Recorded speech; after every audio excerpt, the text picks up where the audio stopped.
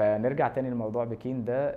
كانت اولمبياد بكين، طبعا الابطال لما بيكونوا داخلين على الاولمبيكس بيبداوا انهم يجهزوا ويكونوا في اروع حالاتهم، ففي دورات تنشيطيه ساعتها وفي بطولات وديه وفي كذا واعداد والكلام ده كله، فلازم ان انت تكون جاهز.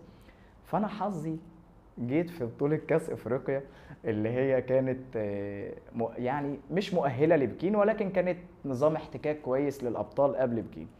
فكنت انا زي ما قلت لك قبل كده ان انا الصغير الكيوت اللي هو في الفريق اللي لسه منضم للفريق الكبير والكلام ده كله، فدخلت العب.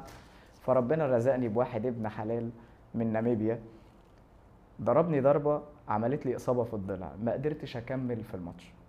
وده وصلني إن أنا انسحبت في الماتش. ده الماتش الوحيد اللي في حياتي اللي انسحبت فيه، بس مش ناسيه أبدا، لدرجة إن أنا لسه فاكر تفاصيله لحد النهاردة. وأنا نازل من الماتش بصيت له بصة كده، يعني هنتقابل إمتى تاني؟